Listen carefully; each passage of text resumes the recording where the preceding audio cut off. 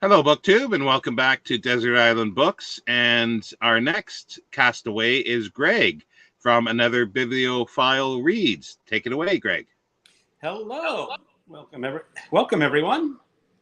So, what should you tell you first? Talk about, I guess, your BookTube channel, how long you've been on, how many, like your collecting and reading style, like what do you collect and what are you currently reading, things like that. All right. Well, let's start pretty basic. Is that I originally studied English literature in college. I became a computer programmer through a variety of strange twists and turns in the career world, and I'm currently sort of retired from that profession, and now just reading all day and farting around, as Kurt Vonnegut would put. So I started my channel in April of 2021. And the reason that happened is I had read a really fantastic book, which is going to be on this Desert Island Choice. And I started researching on that book and looking for information on it. And I came across a video. The channel was Leaf by Leaf, and he did a whole big explanation of this book. And I said, hey, that's pretty neat. And there was a place where you could comment, and I couldn't comment because I was not a member of Google. So I joined Google and started leaving comments and saying, well, why don't I start my own channel? And that was it. And it's a fairly small channel. I'm at like 680 subscribers. I don't specialize in any sort of genre or book, and that sort of contributes because you can't focus on one. Like if I were a fantasy reader, lots of fantasy readers would join, but there's so many fantasy readers. And but I'm okay being very small because I'm just in this for fun. I'm not in this to get monetized or anything like that. That's the best way to be. It is fun. That's the thing. And once it's things become not fun, they're not fun. They're not. And as you can see, I have a pretty large, which I consider a large collection, about 2,500, which may not be large in everyone's opinion, but for most Americans, it's a large book collection. Oh, hold on. We're having a little bit of cat interference already. That you won't have on the island. No. So you've got your choices there. You've got do you have your 8 books there? Is that correct? I have my 8 books. Read into those. Oh, okay. The first book. Get the angle here. The Collected Dialogues of Plato. I picked this because Plato. I love philosophy. And he is really one of the most readable philosophers out there. You get into Hegel and Heidegger, and you really can't read them with any sort of enjoyment. But you can read Plato and just enjoy the philosophy for what it is. This month I was doing Ancient-a-thon, and I reread some of the dialogues of the Last Days of Socrates, the 3 initial and it was so much fun. I don't actually believe his philosophy is a true philosophy when he's talking about the immortality of the soul. But I like the way he sets up and talks about the philosophy and how you discuss something is true or could be true, and arguing with the other participants of the dialogue. So you read it just for pure entertainment. And the idea is you can learn, and you can learn how to think from these. And I think that's the most important about philosophy, is just learning how to think. Because I don't know of any philosopher who really has said, oh yeah, he nailed that or she nailed that, and that's a really true philosophy and representation of the world. Yeah, I remember, I think the first dialogue... I'm going to put this down for a second because, as I said, I'm having a little bit of interference. You can see. Yes, I can see the ears. All right, I'm just going to show him once so everyone can see. This is Pip. He's my little three-legged cat. And he likes to be annoying. Yes. As cats do. I used to have cats as well. But yeah, I enjoy the dialogues because I think the first one I read was Gorgias, I think is the, or Georgius. It's hard, I don't know the pronunciation of it properly. But I like the other ones too, but it's like you're saying, the talk, it's almost like a play in some ways. And he uses things and he leads people down the garden path.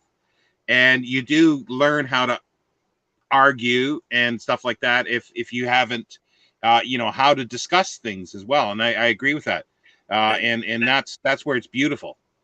It really is. I mean, it's just remarkable just to get into these worlds and deal with these ideas. Like, we don't talk about these issues anymore, or very rarely. Yeah. And I like the idea. There was a group a long time ago, I believe it's called the Socrates Cafe, and it was just people gathering together in coffee shops or restaurants and discussing these issues like you would in a dialogue, and sitting down and just having conversations. And post-COVID, or are we really post-COVID yet, or still during COVID? But I would love to join in something like that. Yeah, no, that would be fun. Yeah, because you get other people's perspectives, because sometimes when it's all in your head, it's it's one-sided. It is. if nothing else. And if I was on a desert island by myself, I would have to argue with myself. Yes. I forgot about that part. Who's the translator for those, and what's the publisher? This is Bollingen series. Oh, yes. It has Edith. No, it's edited by Edith Wharton and Huntington Cairns, but I believe there are multiple translators on different dialogues. Oh, okay. Now, some of the translations, I look at these translations, and you can tell they're older translations, because some of the wordage just isn't quite correct. They keep using God, especially in the Apology. And I'm going, I don't think that's exactly what Socrates is saying. That's the translator trying to put their visions of the world on it. But it's still good. It would keep me very entertained on a desert island. Yeah, well, as I said before we started, is that it's a bang for your buck, that's for sure. And the great thing is you can reread, and that's the big thing of a lot of this is great rereading. Sorry, cat toy on the table. And the cat toy, by the way, is headphones. Ah, yes. AirPods. What kind of music does he like listening to? He doesn't like it, but I mostly listen to audiobooks when I listen, and you'll get a good idea of the music I listen to when we get to the CD choices. Yes. Okay, so yeah, book number 2. Book number 2, a lot of bang for my buck too, is the complete works of William Shakespeare. Just because he is arguably the greatest writer of the English language. And he had such a depth of humanity. How did this one man understand human nature so well and able to display it so well through characters on a stage? Yeah, and well, that's been the question, I think. And was it really one person, and was it him? That's the big. Hold on, book drop. Well, that's another question. Is that I read an article in a magazine, I think it's called Skeptic. It was about 20 years ago. It was written by a woman philosopher or history, and I don't remember where she studied, but her idea was that William Shakespeare was the owner of a playhouse, and he had to have plays to put in the playhouse, and he hired out people to write plays for him, and he put his own name on them. Because there are some plays that really are not very good, and the idea is that he had more than one source, and one of those sources was the genius playwright. And the other idea that I toy with is that Shakespeare was really an owner of a playhouse, and he needed plays and he couldn't get them. So, well, damn it, I'm just going to have to write them myself. Yeah. And he was a real genius. And the thing that's curious is that Shakespeare never communicated with any contemporary authors of the time. And you have letters of other authors going back and forth. They're always writing each other and talking about literature, but nothing from Shakespeare. And that's one of the reasons they say it was all ghostwritten for the playhouse owner. Or he had this playhouse owner who really did not understand how good his writing was and didn't bother communicating. And those are two choices, or there might be other choices. Yeah. Well, at the end of the day, it really doesn't matter because you got the plays and they've stood the test of time. And there's, again, like there's ones that I like you say, there's ones that people have liked and they've been reread, and well, they've all been reread, but been put on as in the theater. And then there's other ones that just sort of languish for some reason. And occasionally you see those, and yeah, sometimes they're not as good. No, it's like Titus Andronicus. I don't know if you've ever read Titus Andronicus. Yeah. And it was just totally out of character with the rest of his plays. It just didn't fit. Maybe he was going through a dark spell and just really wanted to get gruesome and push the limits, mm-hmm. or multiple authors. What's your favorite play, or do you have a favorite play? Macbeth. Good choice. I really like Lady Macbeth. It's just such an interesting character. And there have been descriptions of plays about Lady Macbeth. And there's one described where sometimes she's older, sometimes she's younger. And one of the editions, they said it was a younger woman playing Lady Macbeth.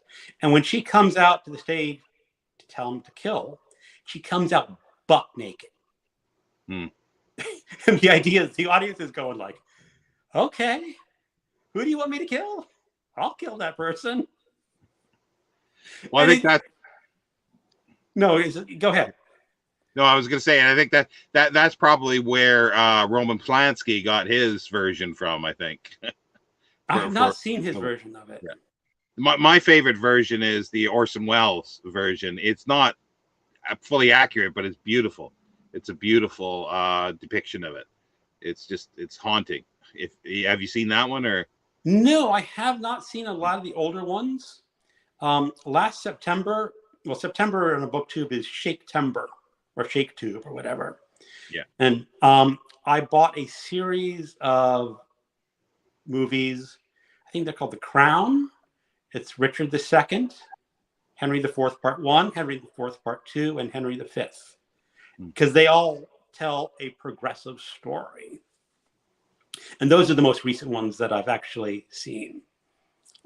And when I used to live closer to Washington, D.C. and younger, I was a subscriber to the Folger Shakespeare Theater and got to see Shakespeare plays every season. That was really fantastic. And you had a very good edition of Hamlet. And I'm trying to remember who was, they had a very well-known actor portray him. And I'm trying to remember who he was, but it's drawing a blank because it's like 15, 20 years ago.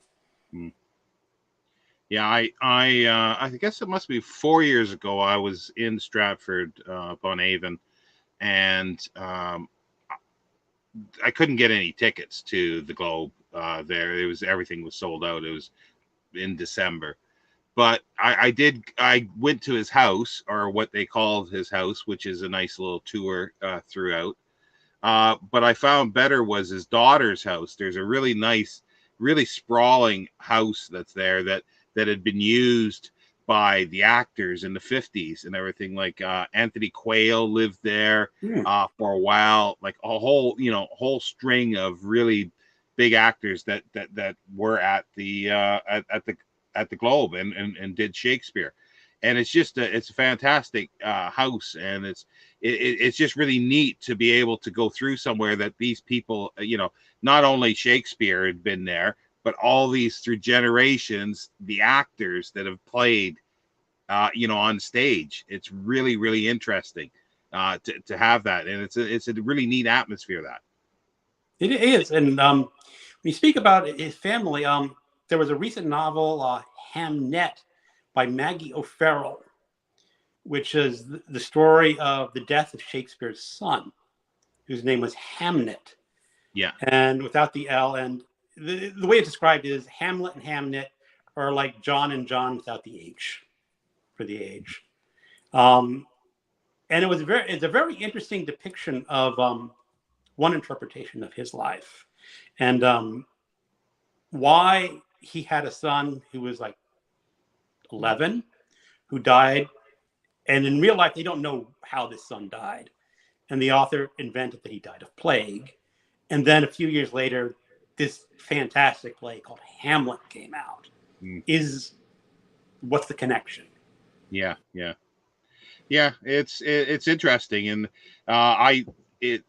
they are plays that I have never read them all, and I really should, and I think everybody should, even people who say they don't like the language, and I really think that they're missing something, and once they get stuck in, I think people will like it. I totally agree. And when I learned to read Shakespeare, I learned when I was at a job and I transferred a job. And if you've ever been a job and transferred, for whatever reason, it takes a couple days to get your account set up. And I had to sit at my desk, twiddling my thumbs with nothing to do. So I went to Project Gutenberg and read Henry IV, Part 1. And that's just plain text. You don't get the footnotes saying what this word actually means. You just have to read it and go with the flow, as if you were watching it as a play where you can't stop the actor and say, "Can you tell me what that word means?" You just read it. And it's still enjoyable, even if you cannot pick up every nuance. And that's the thing. I would say, people, don't be afraid, and that's the thing. Just jump read in. Jump in. So that's great. That's a good 2 first books. Yeah. Well, next one is Jude the Obscure by Thomas Hardy. And this is the story of Jude Foley, who wants to join a seminary and become highly educated, but he's a poor rural boy, and he's not suitable for the seminary. So he has to become a stone carver. But he's still studying on the sly, saying, if I just study hard enough, if I just work hard enough, I can join the seminary. So it's a story of someone with dreams and visions of being something better than he already is. Unfortunately, one of his problems is he gets involved with a woman. And he marries the woman, and she's not really that appropriate in the marriage. And she runs off to Australia. And when this book was written, there's no such thing as divorce, really. And then he gets involved with another woman. And in this one, he starts a family, but they're never married. And it's such a bleak vision of life, of this man struggling to be better than he is and not being able to accomplish that. And what's even more fascinating is this book destroyed Thomas Hardy as a novelist. It got such outrage by some readers because he was very frank with having an open sexual relationship with a woman who was not his wife and starting a family. And I can really identify with Jude because, when I was a young man, I said, I'm going to be a novelist and write books. I wound up writing computer programs instead, which really isn't the same thing. But I had a much better outcome than poor Jude Foley did.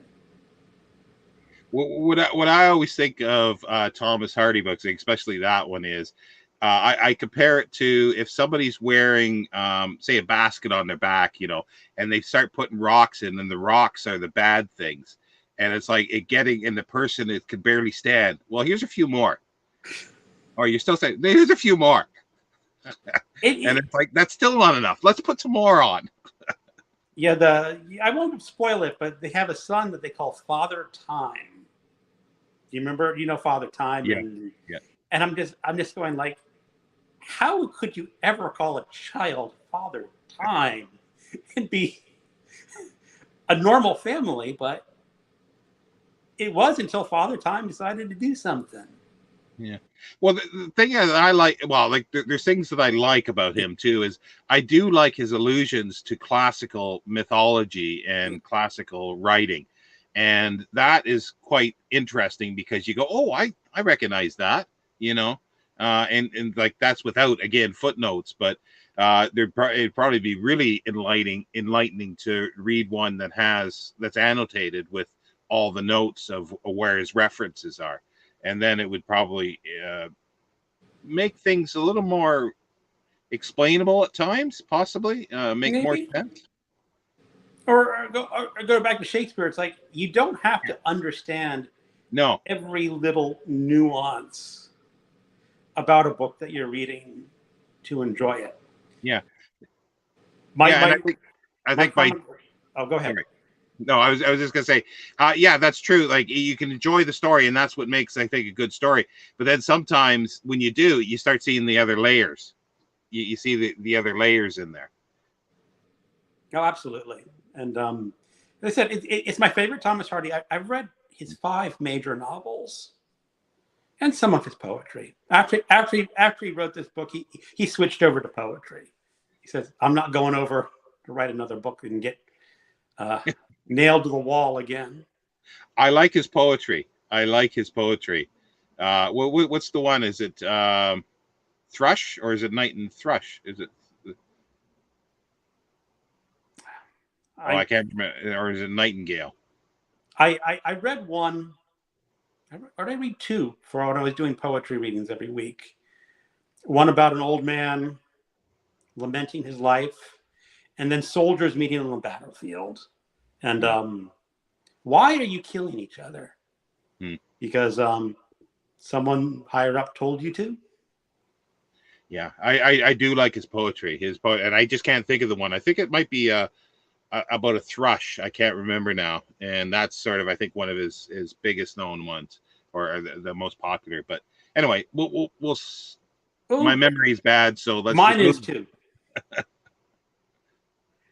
Okay, next one, and this is collected in here because it's the only one, is The Time Machine by H.G. Wells. And I often say this is my favorite science fiction novel because I think it also might be the first science fiction novel ever written, arguably. There might be some early precursors. Yeah, it's true science. Like Mary Shelley's Frankenstein, sometimes called science fiction, but I think The Time Machine is really what you would call a science fiction novel. And I just really like it because it takes a premise of, first of all, you have the time traveler traveling into the really distant future. And H.G. Wells looks at what he says is a problem in our current world. And how is that resolved in the future? And I remember the name of the Morlocks. Eloy, I can never remember what the name of the other people are. Eloy. And it's just such a fascinating idea that he thought about. I guess we can say it's split up between upper class and working class, that they evolve into totally different creatures. And examining what that would be like. I also like it because he does not exaggerate his main character. There's a scene earlier, as I'm going to put this down, is that the time traveler has to encounter one of these Morlocks. And all he can find to defend himself is like a lever off an old machine, which would be like a wrench or something like that. And I often think about it, if a modern day author were writing this book, he could not just have the time between time traveler, be a scientist. He would also have to be an expert in kung fu or something. Mm-hmm. And he would go in and battle out the Morlocks and have these huge fights. And I think that sort of distracts when I'm reading science fiction, when you have these characters who are so over-the-top talented in everything that they do. The main character here is just a scientist who's invented a time machine and really is not equipped to deal with what he has found. But it's an exploration of how science can enhance the fiction. And I love the last few chapters of this book where he takes you even further into the future.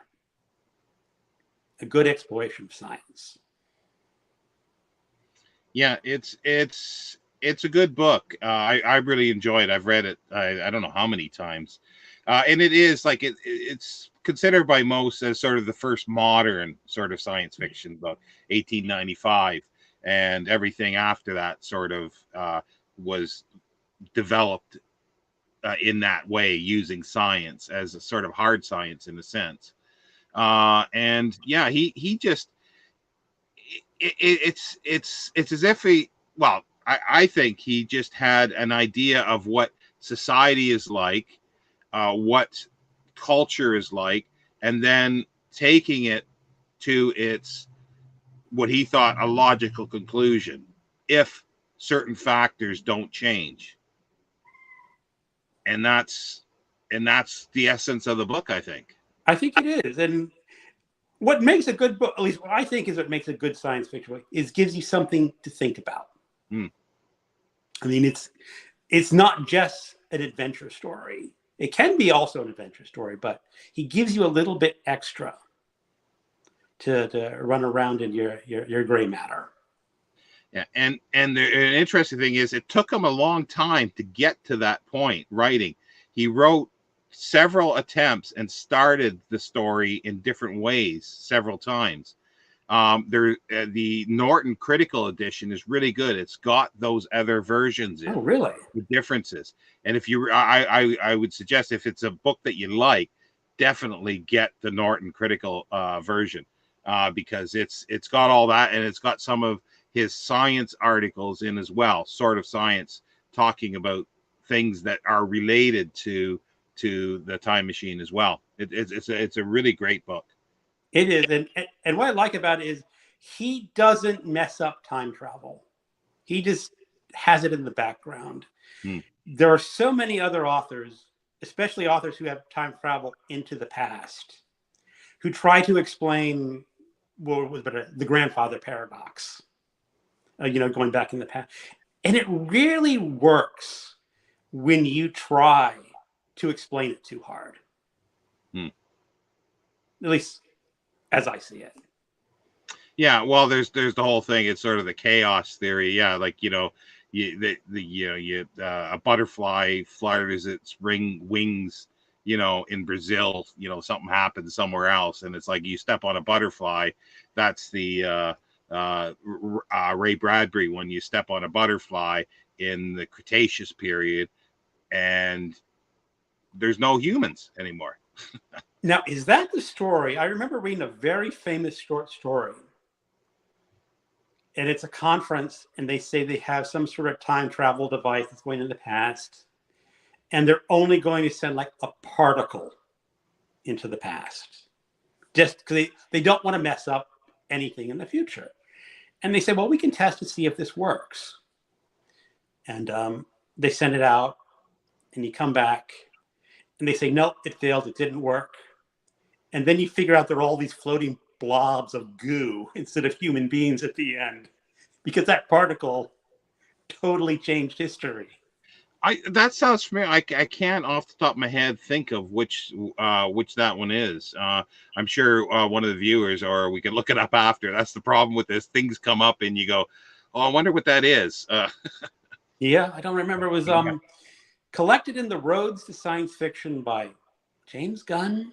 James Gunn, yeah, that's one of the volumes. Yeah, he did 6. Those are really good volumes as well. And that must be where I read it, because but I just can't for the life of me remember who that is for some reason. I should know, but I don't. I've been trying to find those editions again because I unhauled them somewhere in the past, and I said I shouldn't have sold them. Yeah, they're not easy to find. I had them a long time ago, and I'd love to have another set of them. But yeah, they're not. I think there's a couple volumes that are pretty easy to find, but the rest, no. There's so many things like that that are good. And time travel is a staple, really, of science fiction as well, probably because of Wells. And it's people do. It's either love or hate with it. Because people say, well, it's impossible, so it doesn't matter. You're playing tricks to try to explain things, but that's fine.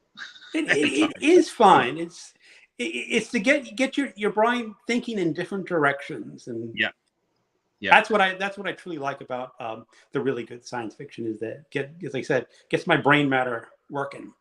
Yeah, and I want to say is that. Science Fiction Hall of Fame. Those are fabulous books. The 3 volumes. Oh yeah, these they're fabulous. I have all of them in these paperbacks. They're really great. Dropped on the floor. Yeah, that's the edition I had. Those are the ones I really like. I think they've been reprinted in a paperback form now too. So if they might be. The first 2 are also available in audiobook. I've noticed those. Oh really? Yeah. Was that LibriVox or who? Audible. They may be Audible only audiobooks.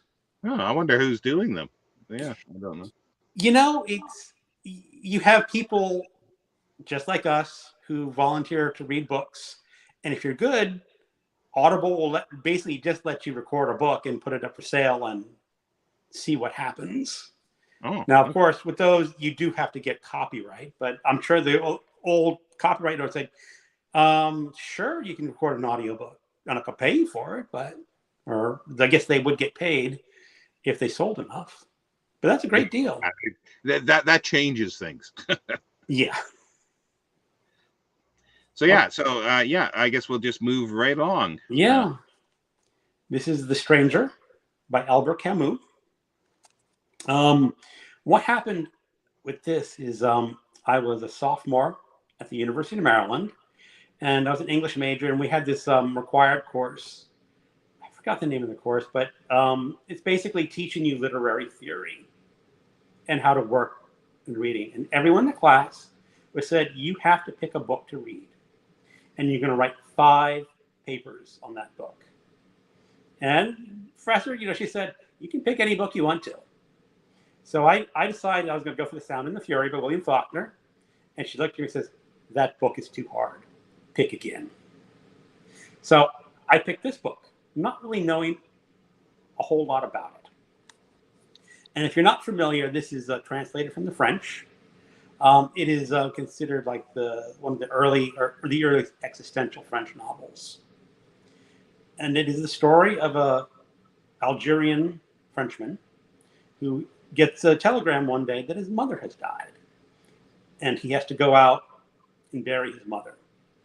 And he's very lackadaisical, very nonchalant.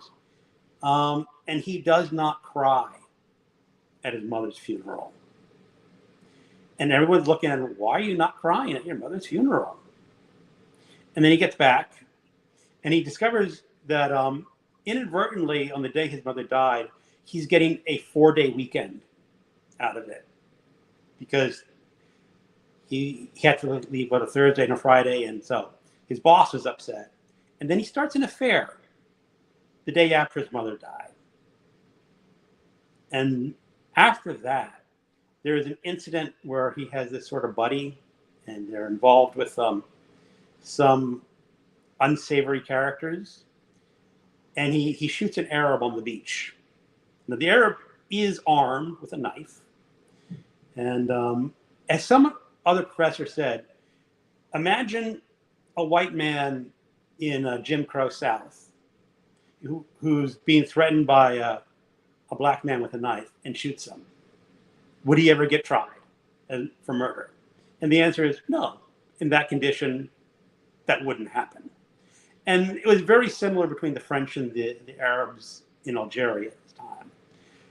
But when they investigate this man, they go, oh, he didn't cry at his mother's funeral. He started an affair after the day he killed, or his mother died. And he's put on trial, and he's sentenced to death. And I was just floored by this novel when I first read it in college. Because I could see a lot of myself in this character, up to the point where he murdered someone. But I could see myself living his kind of nonchalant life and taking it day to day and not worrying about anything else. So I fell in love with this book. It is also has some very strong, let's say, non-religious themes in this book, where the character is not religious, admits he's not religious, and he's not ashamed of not being religious. And that was sort of an eye-opener to me, that you could live your life without being part of a major religion. And there's a very famous scene where he confronts a priest, and it was, like I said, very eye-opening for me. Read the first line. Oh, it has one of the most famous first lines in all literature. And the problem is that it's almost untranslatable. I'll read it in English. Maman, I'll actually read the whole first paragraph. Maman died today. Or maybe, or yesterday maybe. I don't know. I got a telegram from the home. Mother deceased. Funeral tomorrow. Faithfully yours. That does not mean anything. Maybe it was yesterday. Now, one of the issues is, in French, Camus used the word maman. It's M-A-M-A-N. And it's a really hard word to translate. An earlier translator just translated mother. It just means mother. But a child's word for mother, sort of like mommy, but not quite mommy. And I was talking to somebody who knew French. He go, well, you could also use it as a term of respect for your mother. So how do you translate that into English? It's just, you can't. Yeah, that is an issue for, like, single language readers like myself, that you love stuff that's translated, but you just wonder what you're missing. And that's a whole series of videos just on themselves. Oh, it's something. I know enough Spanish that if I try really hard and look at a page of Spanish, I can pull out some meaning. I cannot read a book in Spanish. But when you talk about untranslatable, you know that most Romance languages have a formal you and informal you, which of course we don't have in English. And one of the books I read it was in a footnote, and the translator said it was a story of a married couple. And in the footnote, when they said you, says they are using the formal you in Portuguese. These people have been married for 20 years. Which tells you an awful lot about their marriage. Yeah, well, it's like, say, the wife saying, Mr. Smith, pass me the salt. Yeah. That's so true. But, so going back to The Stranger is just it was sort of like a pivotal book in my youth. And I read it every few years and still find a lot of meaning in this book every time I reread it. So how did you do on the papers? Did you do well? I got an A in that class. Well, that's good. I did pretty. I mean, I didn't get an A in every class in college, but I did okay. Yeah, it's a good book. I've actually not read it, but I am like I say, it's one of those things that sometimes you've never read it, but you know everything about it. You know the story. Like I knew the first line. I know this stuff, but I've never read it. And it's one of those weird things, and that might be why I haven't got around to reading it yet, because I know it already. I don't know. But there is so much subtlety in this book. It's very deceptive book. And I like. when Camus was writing this, the first part, the most influential book that got him to write this was James M. Cain's The Postman Always Rings Twice. Have you ever read that one? Yes. Yeah. Because it reads like a pulp detective book. That's his style that he wrote it in. And the other style was, because it's in two parts, you know, pre-murder, then after murder. The second part was a much more reflective book than the first part.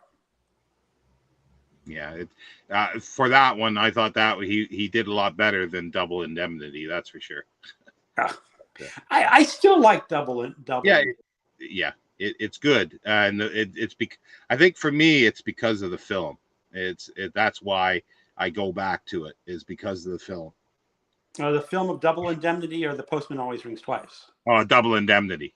Yeah, I'm saying that's why I go back to Double Indemnity, because of the film Double Indemnity. Yeah, but yeah, we're getting. I'm sorry. It's my fault. We get off topic too often here. that's totally. You got to go where the direction leads it. Yeah. Okay, so we got 3 more books to go through. Okay. Now, this is a book most people are not going to have read. This is The Power Broker by Robert A. Caro. It is a biography of Robert Moses, and he was a very highly influential person in the design of New York City. If you look at the New York City skyscraper and design, everything is, or not everything, but a lot is coming from Robert Moses.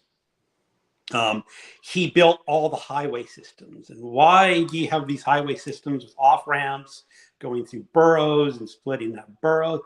That's because Robert A. Moses wanted to do it that way. And the author of this book did not like Robert Moses at all. Robert Moses was a mean, cruel man. But the reason he chose this subject is that he wanted to describe how people use power over other people. And the 2 incidents I want to talk about is a lot of it is when he was building the expressway in Long Island, New York. The first one is, or there's 3, is that a lot of rich people lived on Long Island. And when he designed his expressway, sometimes it went through their land. And when a rich person said, "Oh, you're building a highway through my land, can you move it?" Robert Moses said yes, for considerations. When it was going through, and for these rich people, some of those moves were expensive and difficult because you really had to make that expressway turn a great distance and greatly increase the price of the expressway. Then there was a poor farmer with a bunch of land in Long Island. When he went to Robert Moses, it would have been very insignificant to turn the expressway just a little bit to one direction and minimum cost.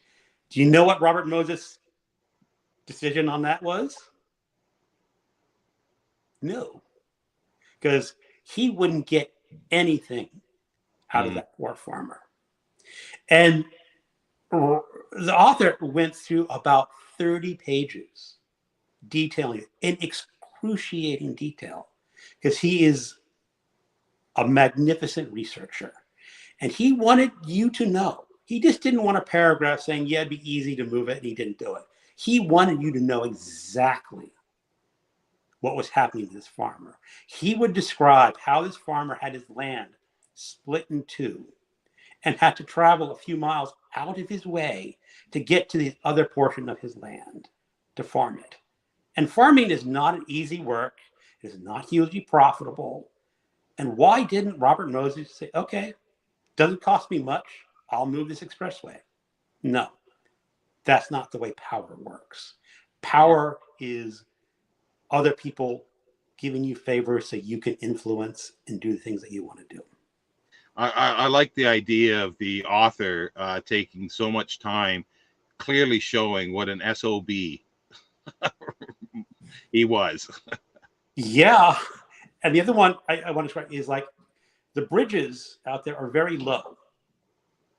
And the reason they're very low is because Robert Moses did not want the inappropriate people visiting his areas in Long Island. And of course, that was the minority population of New York City who could not afford automobiles and had to travel by bus.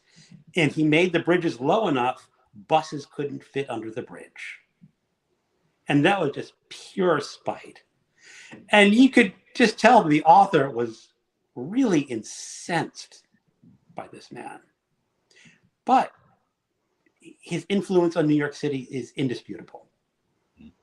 It's definitely a book that I wasn't familiar with, and it's definitely on a list for me now to look for, because I do like New York City, and I really like the documentary by Rick Burns as well. That was a fabulous documentary. Yeah. Now, when you talk about detail, this book is in this edition about 1,200 pages long, small print. They had to excise about 400 or 500 pages from this book before it went to publication. It is one of the, as I said, one of the most excruciatingly detailed books that you'll ever read. But it's a good one. Sounds good, yeah. Yeah, I'm definitely going to be looking for that one, and I think others, viewers are going to be interested in that as well. It's also available as an audiobook, if you want to get through it as an audiobook. How long would that take? 60 hours. That's all? Yeah. But it's good. A little bit of coffee. A little bit of coffee. All right. J.R. by William Gaddis. I read this originally last year. There was a podcast called the 2-Month Review Podcast, where they take a book and read it over 2 months, just break it down apart and discuss it. And I was listening to that. And this is before I joined. Have I discussed this on this one before? In the beginning of this? I can't remember. I talked about it in a previous. No, that was sort of, I think, to me. That was just... Yeah, okay. So this is sort of relevant because I love this book so much. Is that when I finished it, I started doing research in the internet and found a video discussion by a channel called Leaf by Leaf, who was discussing this book. And that indirectly, or actually directly, caused me to join Google and YouTube and start my own channel. But this is the winner of the National Book Award in 1975. It is a postmodern novel. It is about 90% unattributed dialogue, which just means when you have the first line has a little bit of description, which is actually quite rare. It goes, money, in a voice that rustled. Next line, paper, yes. And we've never seen it, paper money. It looked so strange the first time we saw it, lifeless. So you don't know who's speaking. Mm. You have to figure out yourself who is speaking. Later on, a character will say, oh, so-and-so passed me this. So you will slowly understand who's speaking in this book. But it's work. And the basic premise of this book is there's an 11-year-old boy who goes on a field trip to New York City to buy one stock certificate. just as saying, this is how you buy stocks, and this is what it means to buy stocks. But this boy is kind of clever. He takes that one stock and he starts leveraging it as if he owned more stock. But what he does is he buys worthless stock of companies that are basically going bankrupt. And he's buying more and more of these worthless pieces of paper. But when you add it up, it looks like he has this mega empire business because people are really paying attention that what he's buying is worthless. And he's buying this from a payphone in his school, holding a handkerchief over his mouth to disguise the fact that he's a little boy. And when he's in New York City, he basically borrows $20 from his music teacher, which back then was more than just pocket money. And so he starts convincing his music teacher to go be the face of this company, even though the music teacher doesn't want to do it. But what eventually happens is that his empire starts collapsing. There's one funny scene is the kid goes, "Teacher, what does subpoena mean? I don't understand. We haven't learned this word in school yet." He's getting all this information from these companies and like, you actually owe us lots of money. There's lots of side characters and interesting characters, but I just fell in love with this book so much when I first read it, is that I actually reread it again in January this year. And that is probably one of the closest amount of times that I've reread a book within a 12-month period, especially a book that is 770 pages of dense text. Yeah, that and recognitions, and that's what's great about BookTube and doing this as well. It's solidifying things that I want to read. That I was thinking, well, I might want to read this someday, but now I really do want to read William Gaddis. I really do now want to read William Gaddis. I have not read the Recognitions. I actually was going to read the Recognitions in January instead of reread this, but Alan at the Big Hard Books and Classics, we had a meetup in his hometown of Portland, and we discussed it. He wanted to read it, so we did a buddy read of this in January instead of me reading the Recognitions. And I would say, in the end, I think that was a good choice because you get a lot out of this book the second time you read it. Well, maybe we can start something out for a buddy read or do something for Recognitions at some point. I think Recognitions in January would be a good group read. Sounds good to me. See who's interested in doing that. Yeah. Yeah. Well, they can people in the comments saying, let's do a group read. Maybe. Yeah, we'll see. So yeah, so that's the 8 books now, is it? I think, yeah. No, I have one last of the 7th. Oh. One last book. I lost count. Yep. Oh, Dahlgren, yeah. Dahlgren. By Samuel R. Delany. And this is a fascinating science fiction novel.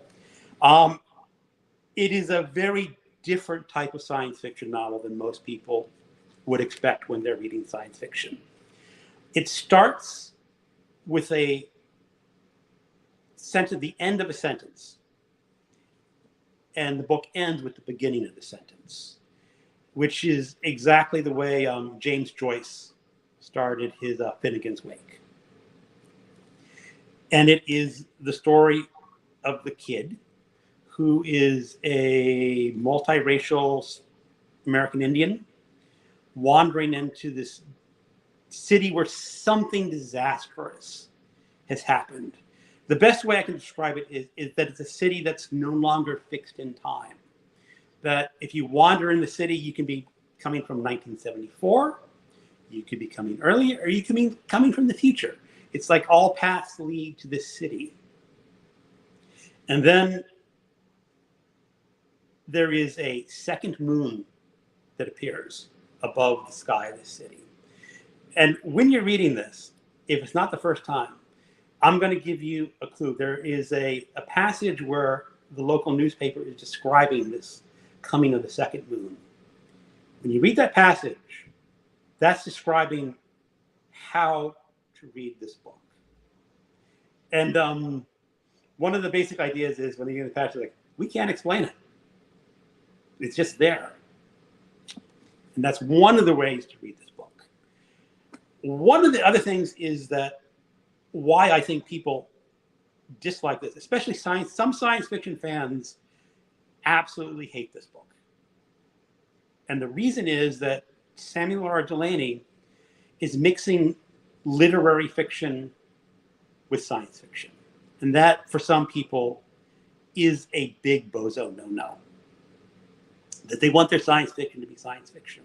And if you're a science fiction fan, you don't want to mix this otherworldly literary descriptions and ending, starting with a half sentence and ending in the half. They want their stories. Also, this book is kind of sexually explicit. Yeah, there are. I first tried to read this book when I was 15 years old. And honestly, I got through, there was a scene of gay sex, and I got through the first one.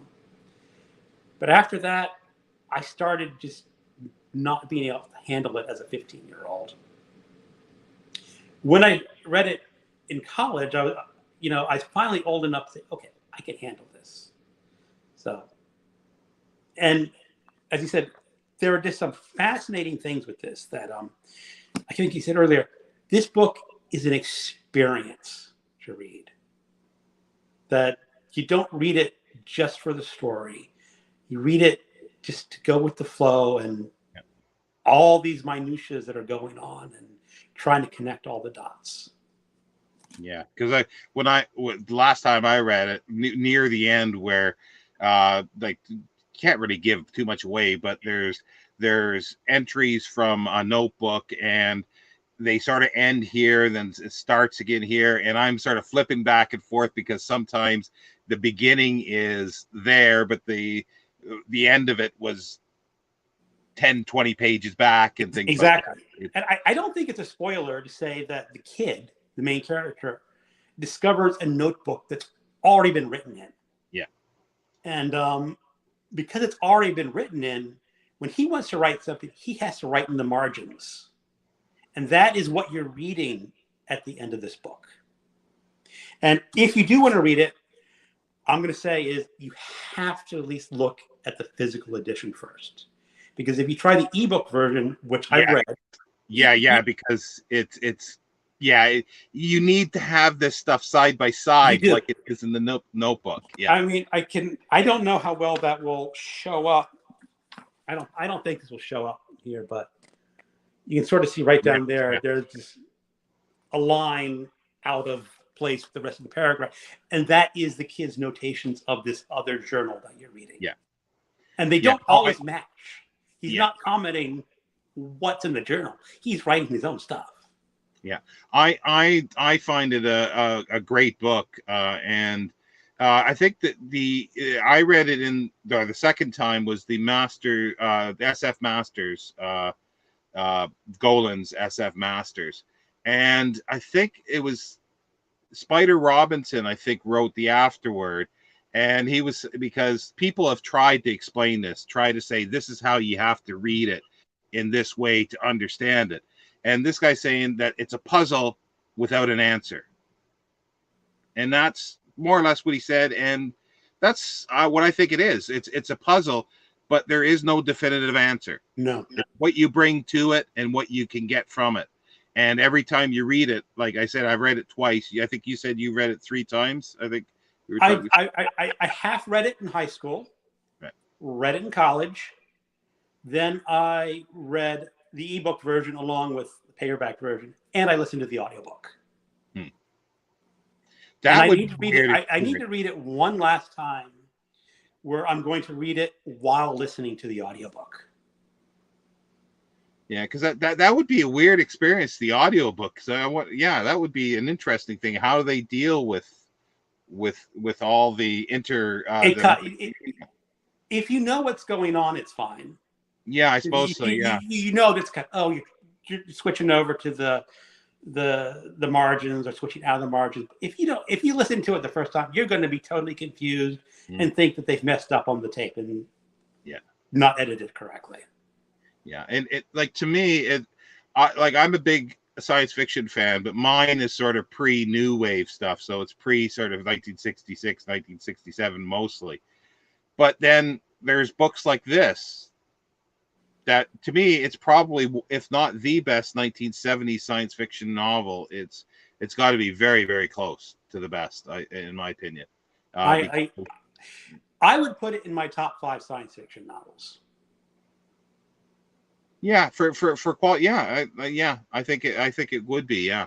It is fabulous, and there's an interesting thing because Samuel R. Delany, I was reading, he was in some institution for mental, so-called mental instability, and there'd be times where he'd be walking down a city street and he'd see buildings burning, but nobody else would, and this kind of thing was brought into the book as well, and it's not only the two moons that you mentioned, which I thought was neat. Was the guy was saying, well, yesterday the sun came up over there, today it's coming up over here.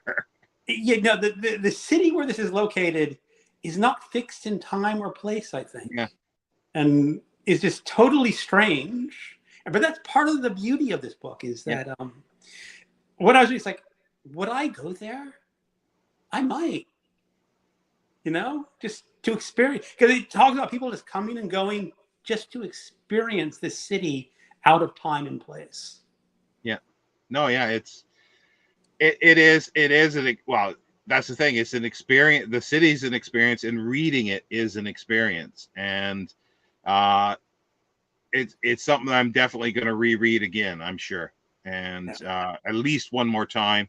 But I'm probably going to leave it several years to sort of sink into the background a little bit before I read it again. I left it too long. I left it 35 years between reading it. I won't leave it that long, and well, I won't live that long probably, but I won't leave it that long this time. Yeah, I listened to the audiobook about 5 years ago, so I'm coming up to the point where I said I think it will be my last reading of the book. You listen to the audiobook and read the page, and if anyone's ever tried that way of reading, it really solidifies what's in the text. Because first of all, it makes you read slower. It forces you to read slower than you normally would, and you can capture things that may slide when you're just reading the text or just listening to the audiobook. Yeah, well, that's the one thing I would say too, is you don't read this thing fast. No. Well, you read it continuously, but you don't skip through things, because you're gonna, as I say, you won't miss the overall story in a sense, but you'll miss all those little the minutia and the feelings and the insights that are, like you were saying, that make it. It's an experience. It's as simple as that. It's an experience, and you need to be immersed in it. And if it was 300 pages, I don't think it would have worked. It would not have worked at all. You need this massive brick for it to get immersed in it. And it builds up. The first section is sort of a normal story, except for that, you can know, why is this a sentence fragment?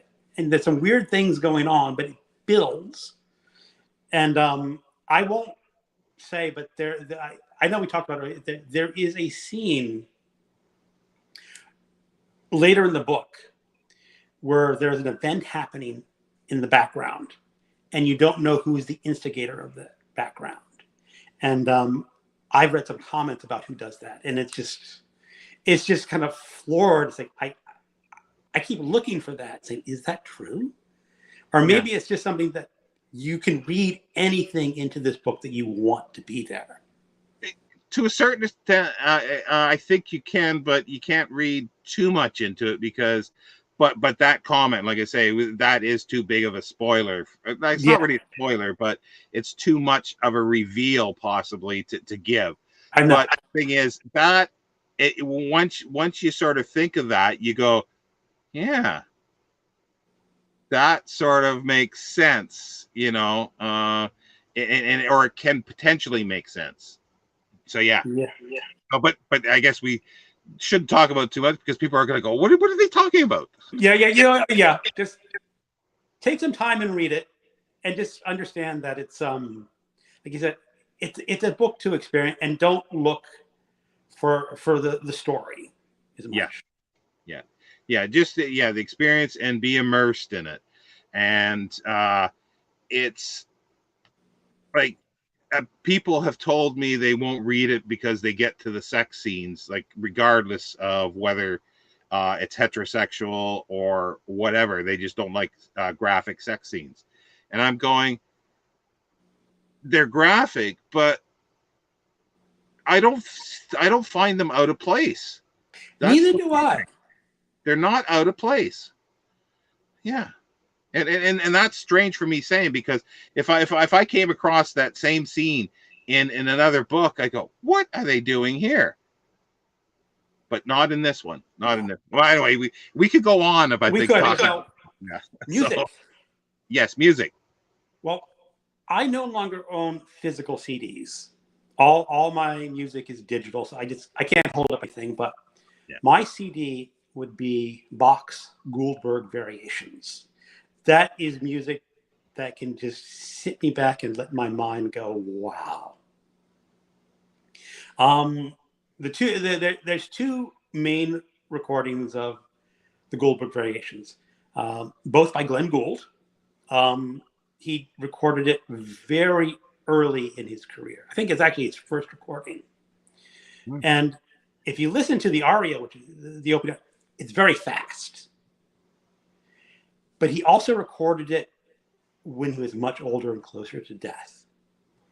And it's very languid, taken very slow. The whole record, I think, is almost twice as long as the original, the second one. But either way, it's a great recording. I also have one from a Chinese woman who was learning piano just before the Cultural Revolution in China, that basically killed her ability to learn piano. And once she got out of China, she relearned how to play the piano. And I think basically she only plays the Goldberg Variations now. Oh, wow. I mean, because at a certain point, you're no longer going to be a professional pianist if you don't practice early in life. But that's still a good one. Yeah.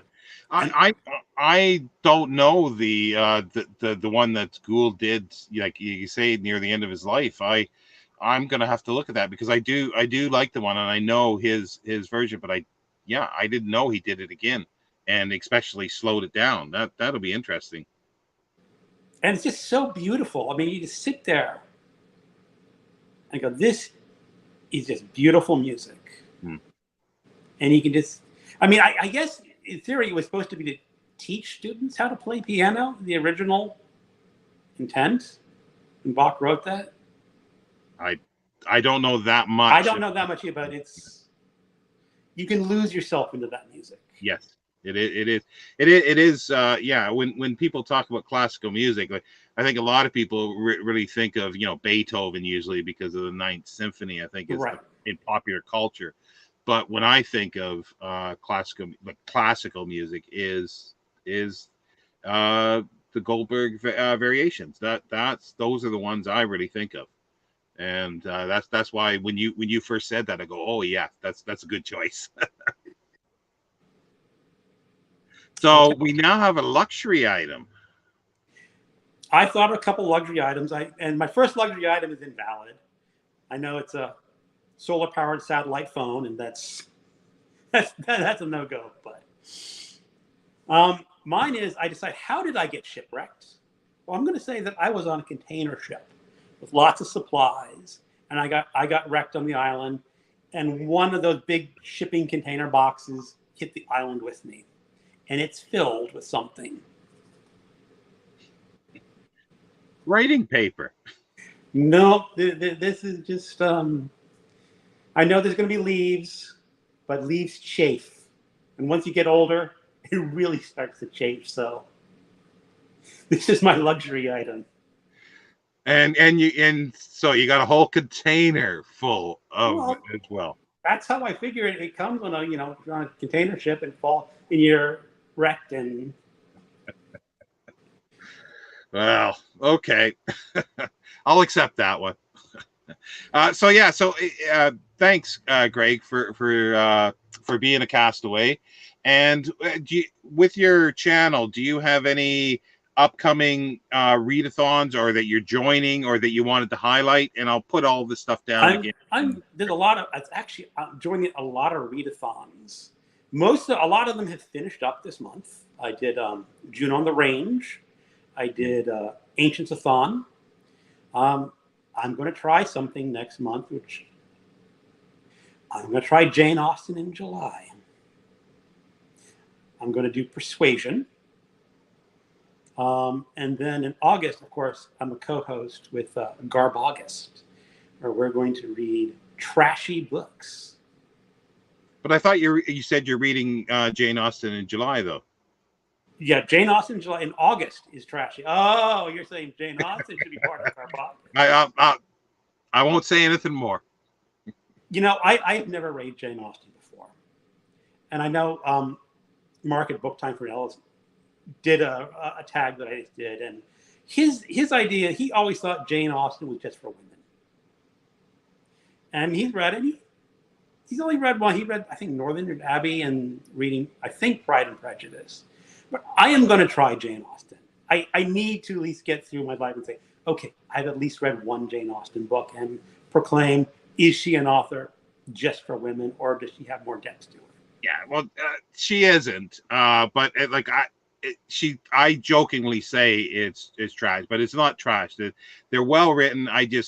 I've read them all. It's just that you don't care about who's going to dance with who and who's going to marry who at the end.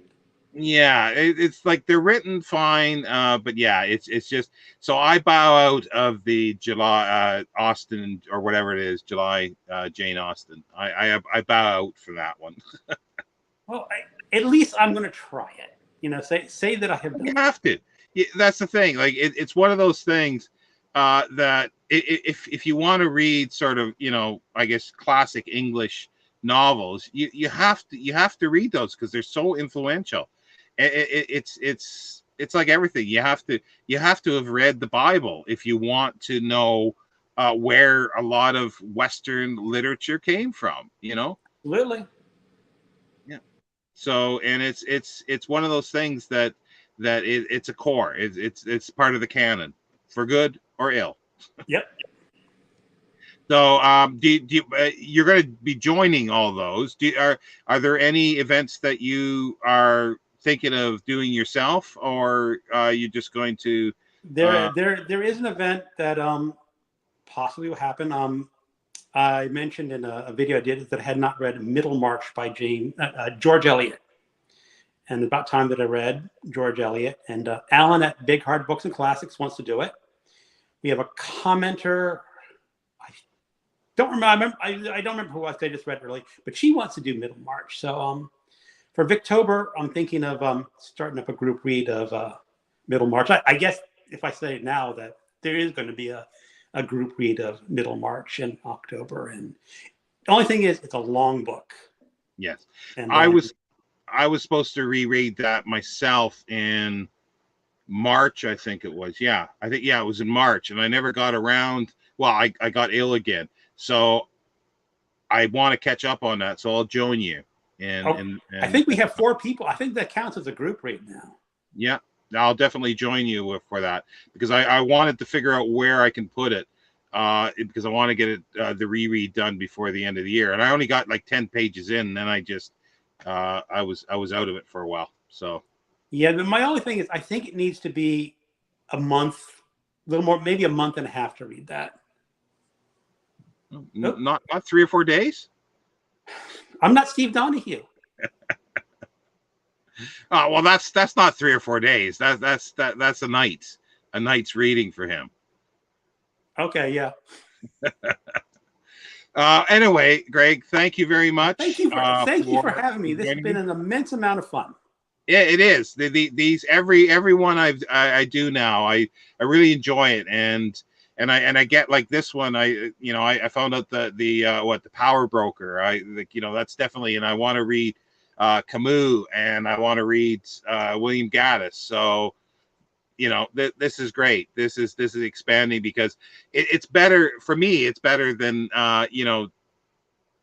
just seeing somebody else saying this is a good book. And this is the great thing about BookTube.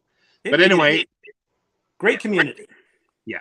So thank you everybody for watching. I do know this was a longer one, but I hope you found it worthwhile. And we'll be back next week with another castaway, yet to be determined. I haven't sunk their ship yet. Let's put it that way. See you later, BookTube. See you later. Bye.